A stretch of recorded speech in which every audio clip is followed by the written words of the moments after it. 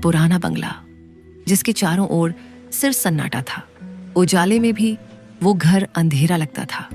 उस पुराने बरामदे में बैठी थी रुक्मिणी, 38 साल की, थकी हुई, टूटी हुई। उसकी लाल आंखें किसी भूतकाल की कैद में थीं।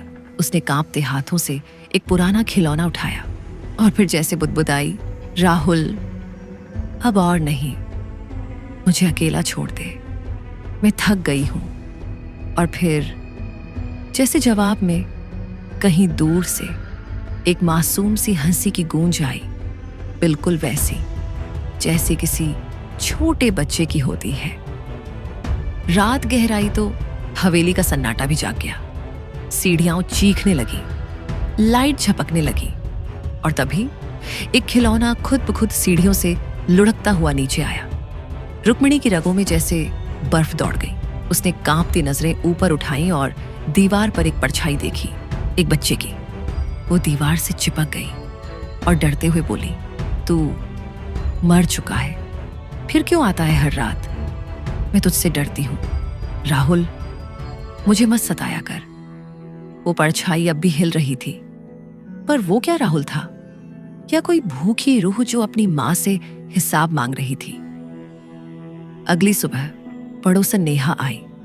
वो घर में दाखिल हुई तो उसे अंदर की हवा में कुछ अजीब सा लगा, मानो दीवारें चीखना चाह रही हों।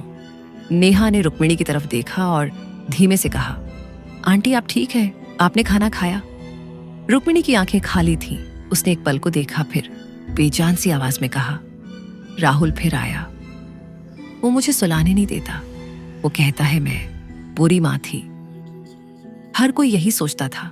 एक मां अपने गिल्ट में पिघल रही है, पर गुनाह का सच अभी उभरा नहीं था।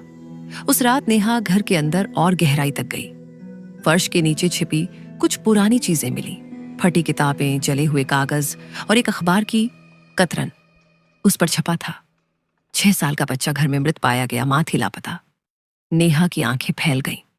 उसने कांपते होठों से धीरे से कहा, मां गायब थी। ये रुक्मिणी आंटी?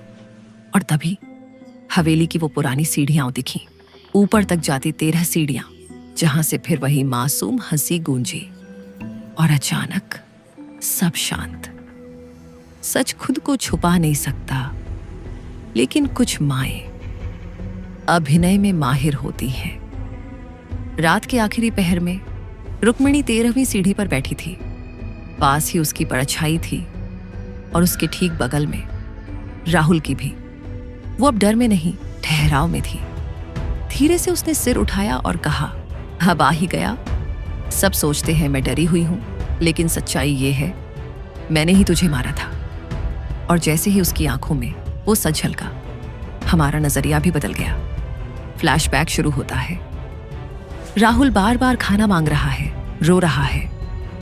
रुक्मिणी गुस्से में चीखती है और अचानक एक जोर का धक्का, बच्चा गिरता है, खून फैलता है।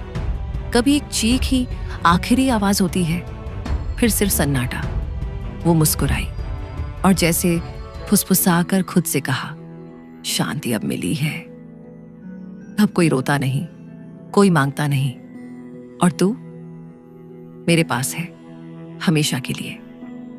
हवेली अब शांत थी।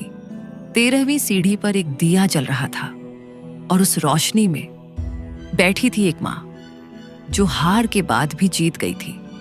कभी मां का चेहरा मासूम लगता है, लेकिन अगर सच देख पाओ तो शायद आंखें ही बंद करनी पड़े।